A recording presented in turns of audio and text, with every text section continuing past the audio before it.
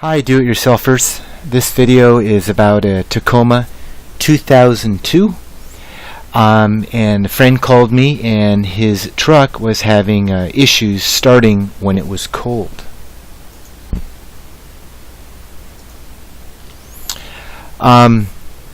It didn't have its check engine light on.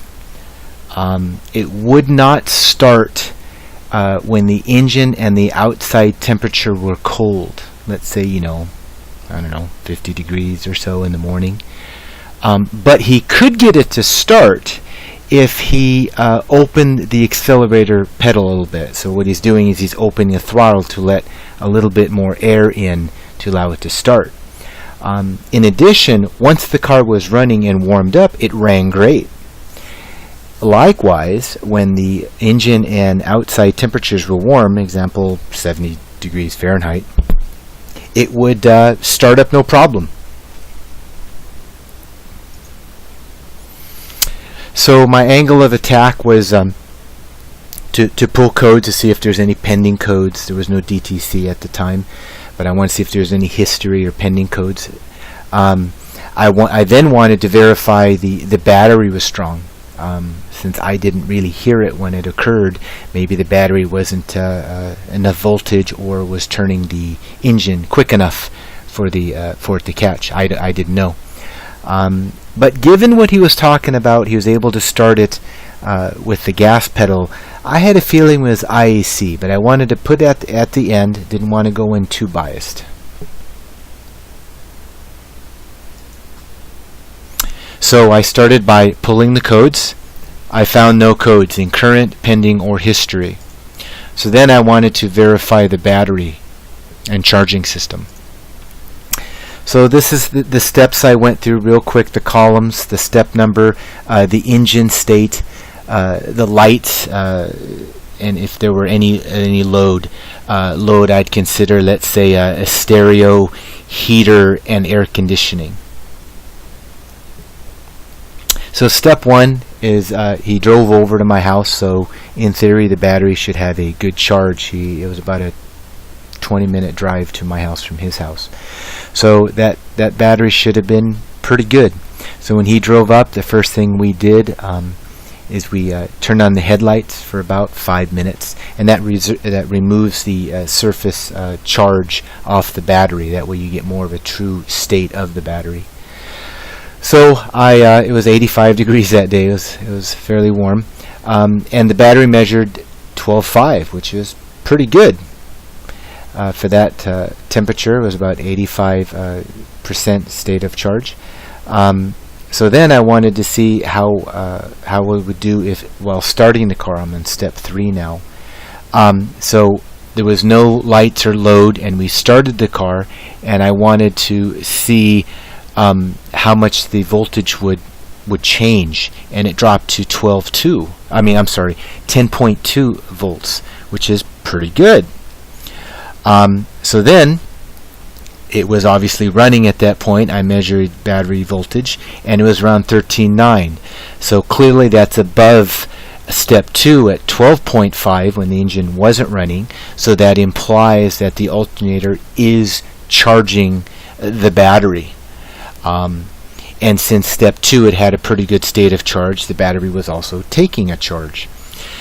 So then I wanted step 5. I wanted to verify that the voltage regulator in the alternator, because maybe at night when they drive they turn the lights on or whatever, and it's not producing enough voltage to make up for the additional load. So while the car was running, we turned on the lights and turned on load, which comprised AC, and the vents full blast, and the stereo one. Stereo one in this particular car didn't really add much, but anyway. And it passed. It dropped down and very quickly came back to 13.9 volts. So that means the voltage regulator was doing its job. So at this point, given these tests, in my opinion, the battery and charging system were healthy. So it ended up, my hunch was the last step, so we wanted to test the IAC. So I have a video in this. I'll include that in the description where I show how to use a bidirectional tool to test your IAC, but I'll just summarize it here because of that video. I used a bidirectional tool. Any bidirectional tool that allows you to get a manufacturer specific functional test would allow you to do that. Some scan tools say they're bidirectional, but they only can like clear codes. That's not the same. This is manufacturer specific, where you can choose specific functions. Anyway, hopefully the video I include in the description will help you see what I'm saying. I also have another video about scan tools and the levels of features that I'll include that as well. Anyway, back to this. I use the scan tool with bidirectional capabilities to command the IAC to move up and down the RPM range, which opens it and closes it. If you open it by percentage, it's like opening the throttle. It increases RPM, and it should do that smoothly. You should be able to go up smoothly and down smoothly.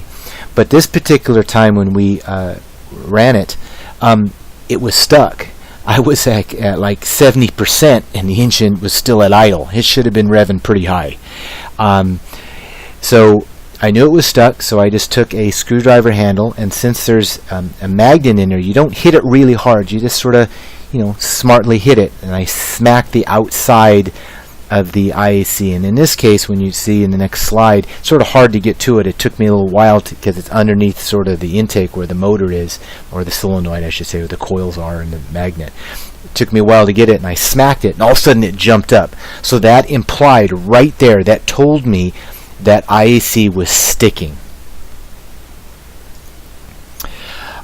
Like I said, I tapped it, and it told me the IAC was definitely sticking, and that was the culprit for it not starting. It was stuck shut or too closed, not letting enough atmosphere to enter the engine to allow it to start. So if you look at this picture here, here's the throttle body. Over here, this is this picture was from Mitchell Do It Yourself Online, and if you notice, here's the throttle body, and the IAC right here is underneath it. So it was and the motor's underneath back in here. So it's a little difficult to get to. But you're just patient. You just get it in there and smack it. With this type of IAC, there's different types. I'm only about 20% successful at cleaning them and it getting back to a good state. But we thought we would try it since they tend not to be cheap. He did purchase another gasket.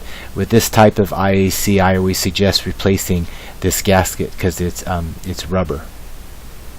Looks like an O-ring. It's round, and the tubing is round and it's shaped like that. This is what it looks like, and it's round, like I said. The tubing is round and it fits right in here. This specific IAC, this right here is the coolant passages. They do that so when it's cold, it warms this up and allows it to move, and it won't freeze up because it's letting in colder air. Because you got to remember, when this is opening per se, the engine is cold and the atmosphere could be cold. So this specific IAC has a coolant passage. So that's why it's important to replace this gasket. That gasket is worn. You could allow coolant into your intake. It wouldn't be a lot. They don't seem to pump a lot of volume through here, but nonetheless, you don't want to do that. So that's why I always suggest replacing this, and they're very cheap. I think it's under $1 at the dealer. So this specific one, how it works is this is the two passages. Again, this is the coolant passage over here. This is the two passage. One's to the outside air and one's into the intake. And inside here is a spinning sort of like door, like those rotating doors when you go in a hotel. It's sort of like that, and it opens it up varying degree. It's pulse width controlled or duty cycled.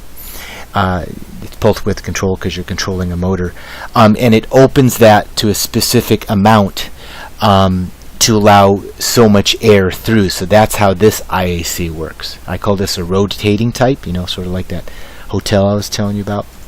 This is classic to Fords, and I can't recall how GMs work, but this is a pintle type, and if you notice there's no coolant passage on this. They do that a different way. Sometimes Fords will do it via the throttle body. Around it will have coolant, and then this bolts to that. So they, different manufacturers accomplish that cold air issue, how they handle it differently. But anyway, this one doesn't have it, and one is the outside air, and one's in the intake, meaning it's bypassing the throttle plate.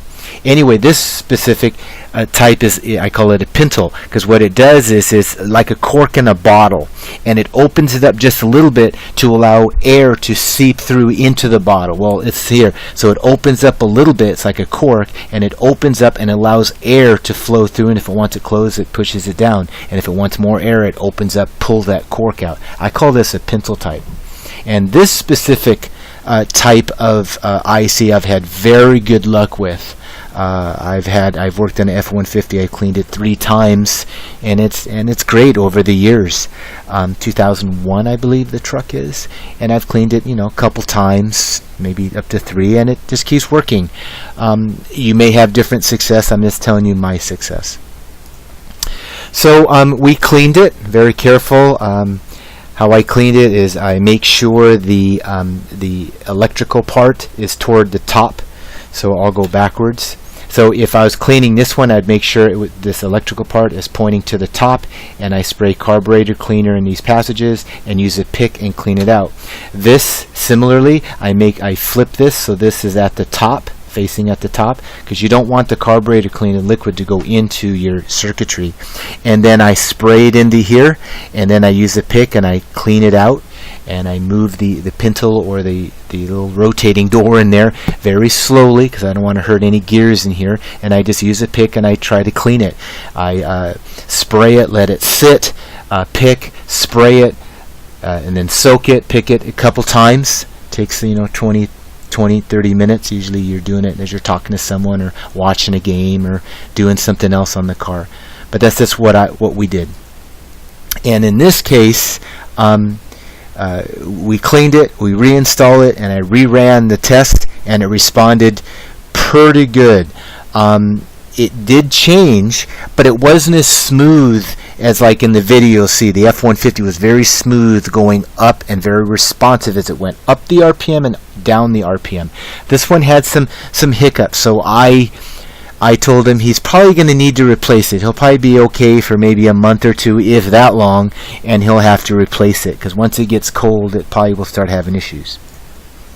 But I was wrong, and it's been a fix. It's been at least 6 months since this was done, and he ended up just staying with that one. He returned the IAC he bought, and it's having no issues. His daughter drives it to high school every day.